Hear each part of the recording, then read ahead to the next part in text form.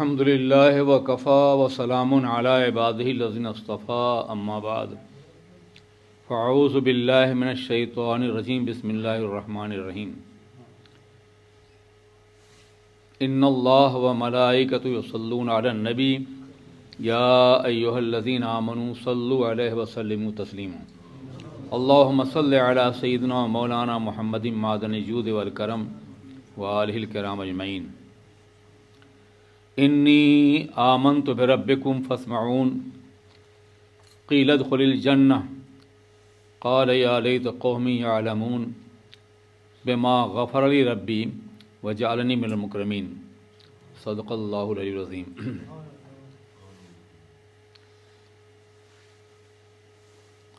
وہ صاحب جو شہر کے آخری کنارے سے دوڑتے ہوئے آئے تھے اور انہوں نے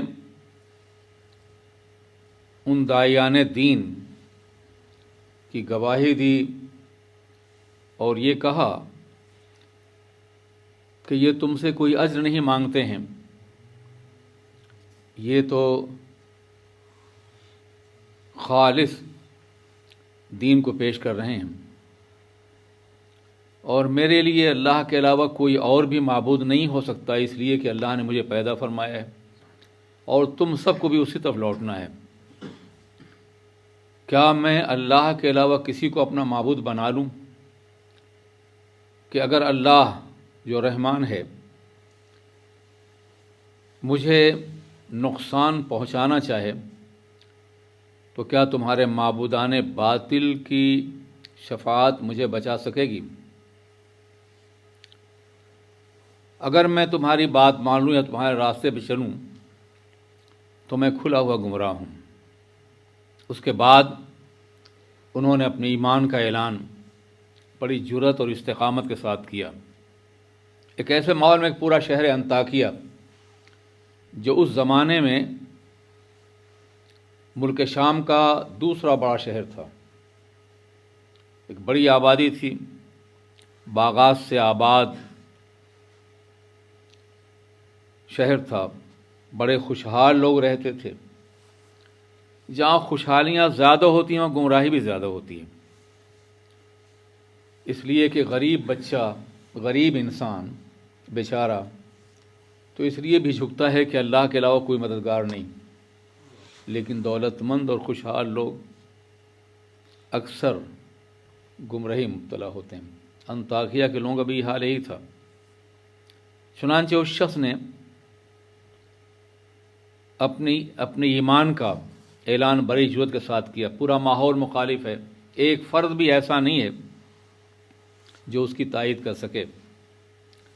جو 3 دعوت دینے والے آئے تھے ان کو تو آلریڈی انہوں نے سزا دینے کا فیصلہ کر لیا تھا، سنسار کرنے کا۔ انہوں نے کہا انی آمنت بربکم فاسمعون، سنو میں تم سب کے رب پر ایمان لایا ہوں تو سنو کہ میں مومن ہوں۔ رب تو ان کا بھی ہے اللہ جو ایمان لا رہے ہیں، حبیب نجار کا بھی، ان کا نام حبیب نجار تھا، ان کا دوسرا لقب صاحب یاسین بھی ہے، حبیب نجار اور صاحب یاسین۔ تو صاحب یاسین کا رب بھی تو اللہ ہی ہے، مگر ایمان لاتے ہوئے یہ دعویٰ کر رہے ہیں، ایمان کا اعلان کرتے ہوئے آمنت بربکم، میں تمہارے پروردگار کے رب پہ ایمان لایا ہوں، یعنی جس ذات پہ میں ایمان لایا ہوں صرف میرا نہیں ہے، تمہارا ہی پروردگار ہے۔ فاسمعون، تو تم میری بات سنو۔ قرآن نے اتنا بیان کیا ہے، بقیہ تفاصیل احادیث سے آپ کو ملیں گی۔ قرآن عظیم اجمال پیش کرتا ہے، حدیث تفسیر پیش کرتی ہے۔ بغیر احادیث مبارکہ کے قرآن عظیم کو سمجھنا ناممکنات میں سے ہے۔ اب یہاں وہ کہہ کے خاموش ہیں، پس تو سنو کہ میں اللہ پر ایمان لایا ہوں۔ اس کے بعد کیا ہوا یہ تفصیلات قرآن میں نہیں ہیں۔ انہیں سنسار کر دیا گیا، پتھر سے اتنا مارا گیا کہ وہ شہید ہو گئے، اور سنسار ہی نہیں بلکہ پھر جسم کے مختلف ٹکڑے کر دیے گئے۔ بنا کردند خوش رخ میں بخاک و خون غلطیدن، خدا رحمت کو ندی عاشقان پاک تین اطراف۔ بڑی عظیم رسم ڈالی انہوں نے، خاک و خون میں تڑپنا، یہ پاک طینت عاشقان کا مزاج ہے۔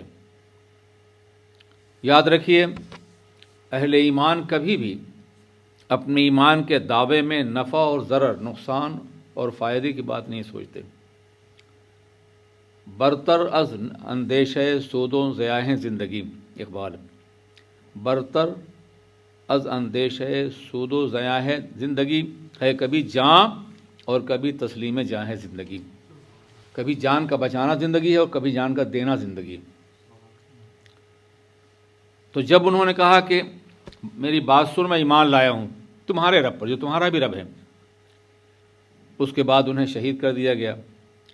جب شہید کیا گیا تو مشیت نے فوراً اعلان کیا، قیلت قل الجنہ، جنت میں داخل ہو جاؤ۔ اب یہاں شہادت کا تذکرہ نہیں ہے بظاہر، مگر ہوئی، اور جیسے ہی وہ شہید ہوئے اللہ کی مشیت نے اعلان کیا جنت میں چلے جاؤ۔ احادیث مبارکہ میں آئے کہ شہید جب اللہ کے راستے میں شہید ہوگا تو اس سے کوئی حساب و کتاب نہیں ہوگا، سیدھے جنت میں داخل کیا جائے گا۔ تو اللہ کی مشیت نے کہا جنت میں داخل ہو جاؤ۔ اب وہ جنت میں داخلے کے بعد جو جنت کی لذتیں دیکھیں، جنت کی بہاریں دیکھیں، اپنا اکرام دیکھا، فرشتے اعزاز دے رہے ہیں، تو انہوں نے یہ کہا، قال یا لیت قومی یعلمون، کاش میری قوم جان جاتی، یعنی جو نعمتیں مجھے ملی ہیں، جو عزت مجھے میسر، کاش میری قوم جانتی۔ اب انہوں نے وہاں کہا تھا جنت میں، مگر اللہ نے اسے قرآن بنا کے نازل کیا تاکہ لوگ ہدایت پا سکیں۔ تو کہا کہ اے میری قوم، کاش میری قوم جان جاتی، بما غفر لی ربی، کہ مجھے میرے اللہ نے معاف کر دیا، وجعلنی من المکرمین، اور مجھے عزت یافتہ لوگوں میں بنایا، مجھے اکرام عطا فرمایا، عزت عطا فرمائی۔ یہ بات انہوں نے جنت میں کہی تھی، لیکن اللہ جو سمیع و بصیر ہے، ان کی اس بات کو اس نے قرآن پاک میں نازل فرما دیا کہ جب انہیں جنت میں داخل کیا گیا تو انہوں نے کاش میری قوم مجھے جان جاتی کہ اللہ نے میرے ساتھ کیا انعام فرمایا ہے، اور میرے سارے گناہوں کو معاف کر دیا۔ شہید کے سارے گناہ معاف بھی ہو جائیں گے اور بڑے اکرام کے ساتھ اسے جنت میں داخل کیا جائے گا۔ حضرات گرامی، اگر ایمان پر شہادت ہو رہی ہو تو بعض وقت موت کی تکلیف بھی، بہت سی روایت ایسی ہیں، محسوس نہیں ہوتی۔ جب فرعون نے اپنی بیوی آسیہ کو قتل کرنے کا ارادہ کیا، وہ مسلمان تھی، بہت دنوں تک ایمان چھپا رہا، لیکن ایک روز انہوں نے کہا کہ فرعون تم ایمان لاؤ۔ اسے جب معلوم کہ یہ مسلمان ہو گئی ہیں تو اس نے ان کو ان پیسز قتل کیا، ٹکڑا ٹکڑا کیا۔ وہ جسم کے ٹکڑے کر رہا تھا اور مسکرا رہی تھی، وہ اسے حیرت ہوئی کہ نہ کوئی کرا ہے نہ کوئی آ ہے، بلکہ مسکراہٹ ہے، جیسے کوئی بہت بڑا انعام مل رہا ہو۔ تو محدثین کرام نے اور راویان حدیث نے اس بات کو بیان کیا ہے کہ جب انہیں شہید کرنے کا فیصلہ کیا فرعون نے تو ان کے ساتھ جنت کھول دی گئی، وہ اپنے کو جنت کی بہاروں محسوس کر رہی تھیں اور انہیں کوئی تکلیف نہیں ہو رہی تھی۔ اللہ تبارک و تعالیٰ صاحب یاسین کے صدقے میں ہمارے گناہ معاف فرما دے اور ہمیں بھی جنت میں داخل فرمائے۔